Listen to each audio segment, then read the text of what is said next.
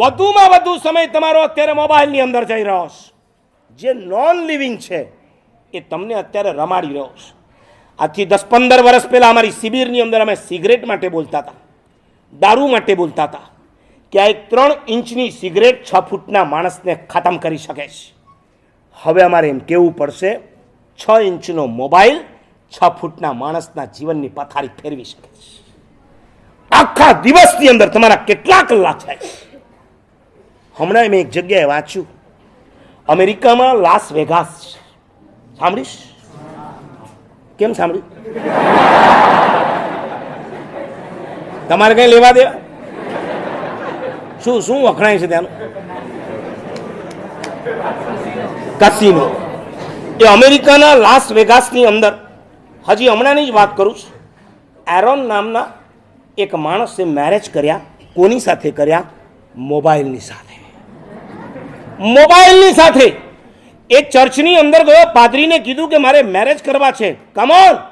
પાદરી કીધું રેડી, આઈ એમ રેડી, તું આવી જા, હું જે પ્રેયર વગેરે બોલવાની છે બધું બોલી દઉં.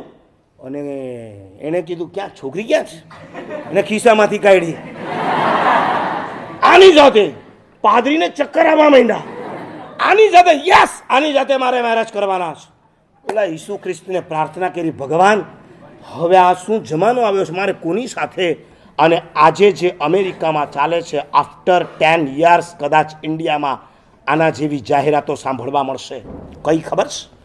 ફોરેન રિટર્ન છે, સ્લિમ છે, સ્માર્ટ છે, કમાતો ધમાતો છે, અને પછી એવા યુવકને સંસ્કારી સેલફોન સાથે મેરેજ કરવા છે. મોડેલનો કોઈ બાધ નથી.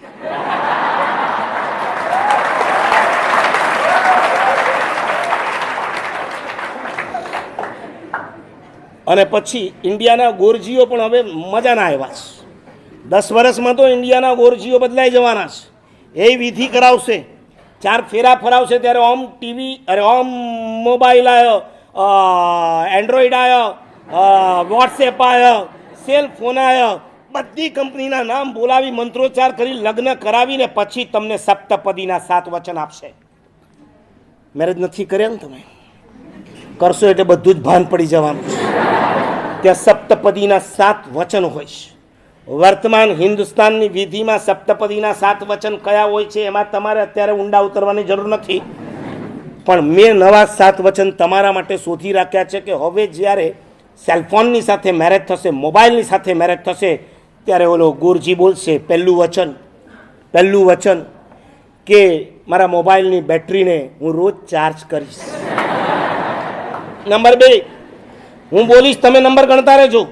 નંબર 2, એને ક્યારેક કચરામાં, પાણીમાં પડવા નહીં દઉં, રિક્ષામાં, ટેક્સીમાં એને ક્યારેય મૂકીને હું ક્યાંય નહીં જાઉં. નંબર 3, હું જેની સાથે મેરેજ કરીશ એના સિવાય બજારમાં 3G, 4G, 5G ગમે તેવું મોડલ આવશે, ઊંચી આંખ કરીને ક્યારેય જોઈશ નહીં. આના સિવાયના બધા મોબાઈલ મારા માટે મા બહેન સમાન ગણવાના રહેશે.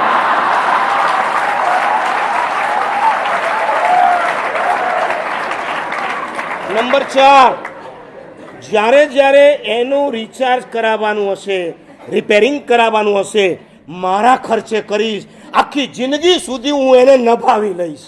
નંબર 5, એ ગમે તેવો ઘરડી થશે કે ઘરડો થશે પણ હું એને ક્યારેય છોડીશ નહીં.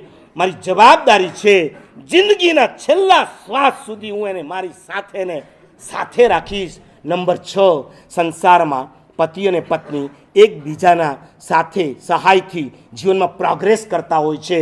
હું પણ સેલફોનમાં જીપીએસની સર્વિસથી જ જીવનમાં આગળના પગલાં ભર્યા કરું. અને સપ્તપદીનું 7મું વચન બરાબર સાંભળી લો કે જ્યારે પણ કોઈ જીવન સાથી હોય જેની સાથે લગ્ન કર્યા હોય છે ને, ત્યારે કોઈ પણ શુભ કાર્ય હોય, કોઈ પણ ધર્મ કાર્ય હોય ત્યારે પતિ પત્નીને સાથે લઈને જતો હોય છે. એવી જ રીતના હું દેરાસરમાં જઈશ, પૂજાના કપડે હોઈશ તો ધોતિયામાં ખોસીને લઈ જઈશ, અપાસરામાં પણ ભેગો લઈ જઈશ, અને છેલ્લે શિબિરમાં જઈશ તો ગમે ત્યાં નાખીને એને લઈ તો જઈશ. આ સપ્તપદીના તમારા 7 વચન છે. લિવિંગ કરતાં નોન લિવિંગનો પ્રેમ તમારો વધતો ચાલ્યો છે. અને એટલે જ મારે આજે તમને લવ ઇઝ ધ સ્પેસ ઉપર બોલવું પડે છે.